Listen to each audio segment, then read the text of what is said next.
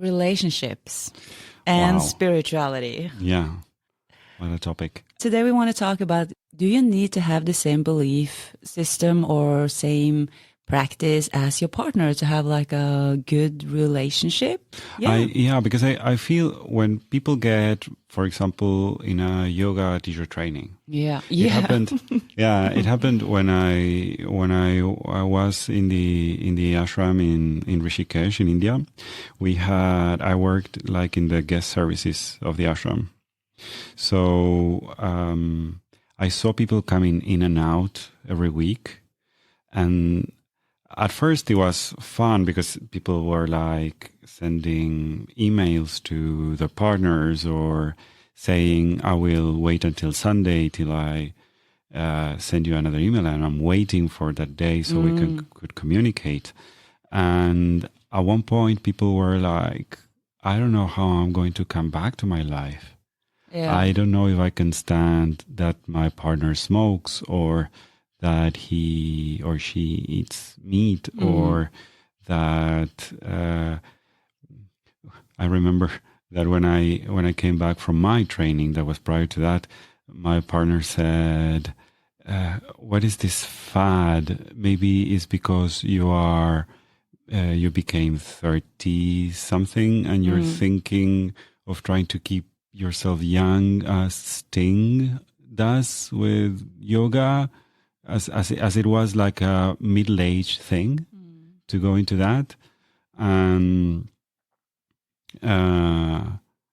he felt jealous about what I was doing because he was like, okay, this yoga thing is taking you too much and you are changing your habits and you're starting to become a person that you weren't. And some people in the ashram in Rishikesh, they said, I don't want to come back to that life I had. Or people had problems when they came back because they said, we don't know who we are each other anymore because our paths are so different. And some people tend to think that if I do yoga, you need to do yoga. If I meditate, you need to meditate. Is it really like that? I have my take on that, but I want to know yours. You want to hear my take first? Yes.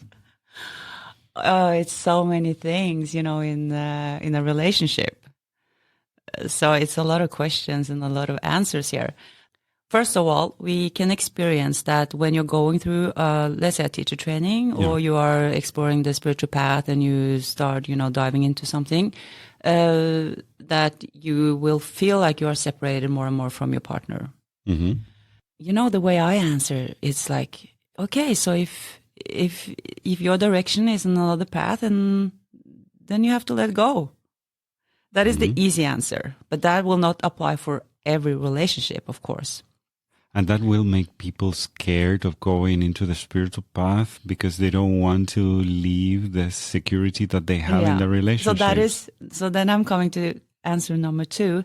And if you feel like you are drifting away from your partner, you have to ask yourself 2 questions. Number 1 is it me and my ego thinking that I'm above this other person? I like that. Yeah, I am better and you need to stop drinking or having meat. Because that is just totally bullshit. Yeah. Or number 2, am I feeling like I'm drifting away from my partner because it wasn't the right person to begin with? Yeah. So it's just one of 2 options.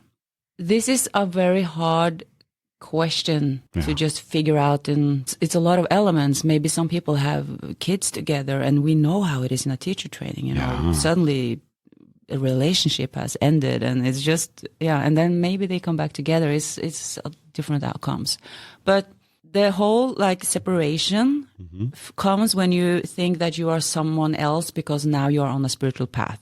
Yeah. So if you go home and you look at your partner and think that, oh, him or she or, they don't understand anything, then you have to check in on yourself because it's... Yeah. Because maybe you are the problem. Yeah. Yeah. And I feel like especially when you go for the tantric practice, we try to just embrace everything. So our life is about, opening up, linking into the love frequency. So let's say, Lucas, you were my partner. I've been to this tantric event and I come home and you want to be on the sofa and relax. Yes. Then I'm like, okay, we should start eating vegan food now. And you're like, no, I like my burgers. My approach to that would be, you enjoy your burgers as long as you're a good, decent human being, as long as we are having fun, as long as we are still having interesting conversations. Yeah. If you feel like you have a partner that is, connecting with you and you have your same goals and dreams, this is something else. I completely see that. I believe, for example, in our relationship, in my marriage, we share the core values, which relate to what you were saying about seeing certain things in the same way. Like, I don't know, I saw my husband picking up a bumblebee from the middle of a road with a leaf so no one stepped on it. Or getting into a Pepe's Pizza because a butterfly entered the room. I said, it's going to get killed. And the life of a butterfly is too short to get into a pizza parlor and die there. And that's why you love him. Not because he joins you for sun salutations every morning. No way. No way, because he wouldn't. Exactly.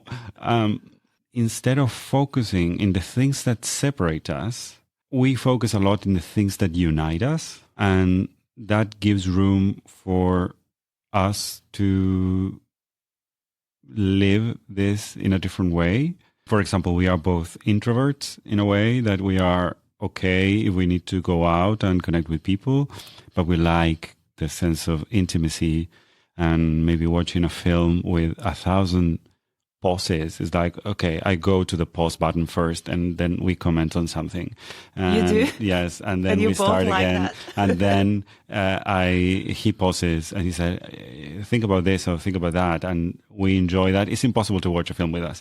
But that is a sort of deep connection that we both enjoy. And that doesn't mean, sometimes, I don't know, we look into each other's eyes, but it doesn't come from me explaining the tantric practice. No. It comes from something that we cultivate with each other.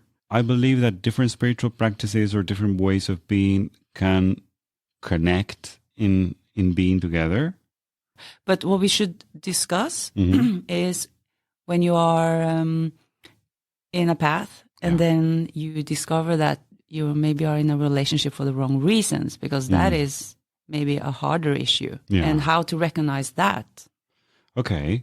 When you say for the wrong reasons, means that, for example, the person gives you financial stability, or maybe, you can be in a relationship because you are, you need a financial stability, or you need, or you were maybe in a bad place when you met each other. You just felt like you were afraid of being alone.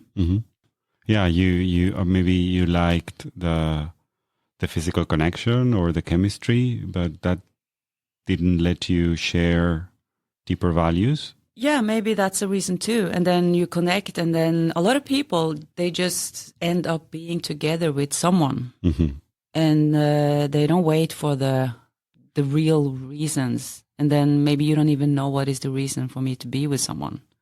Sometimes we just live our life and then, oh, this happened, oh, this happened, oh, this happened. And suddenly, oh, we've been together for 5 years, but we don't really have that much in common. And then maybe you join a program and then you ask yourself these questions like, what is important for you? What is important in a partner? Do you, like maybe it's the first time ever you have asked yourself, okay, what is spirituality for me? Yeah, and also since as we were defining prior, spirituality is a connection that we have with other people.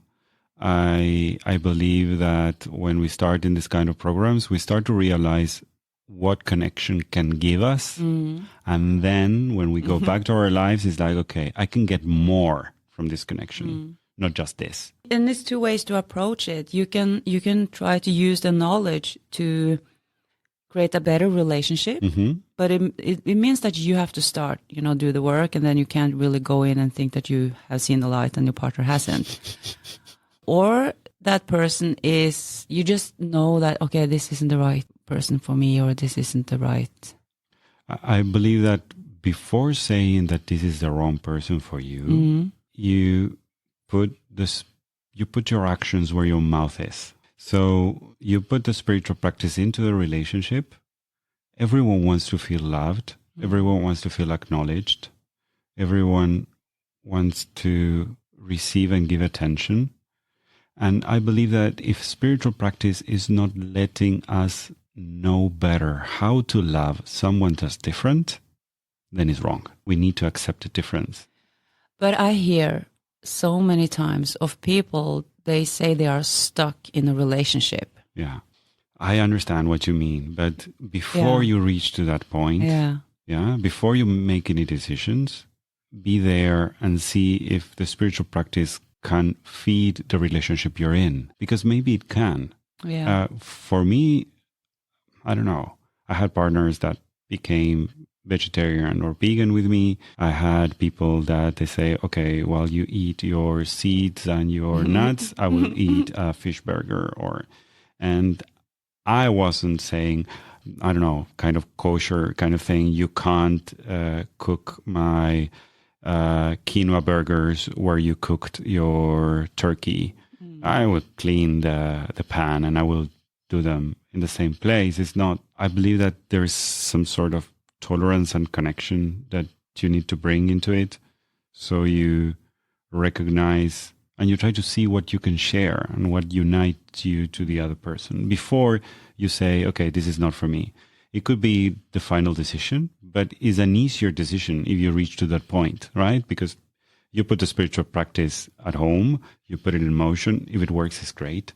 If it doesn't work, then it's great too, because it's like, okay, I did everything that I could, and I know that this person, as I was telling with this partner when I came back from my retreat or the ashram, he said, you are not the same person. I don't like who you became. And he didn't like who you became. No. Yeah. And I might have been a little bit of an asshole then also, because I was like, okay, wearing my mala beads. You came back like one of them.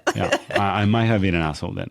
But if spiritual practice doesn't bring you into tolerance and accepting what's different and growing with more connection, you can feel more related to other people, then I don't know, that spiritual practice is good. We had been defining spirituality a lot, and to be part of something bigger is super important.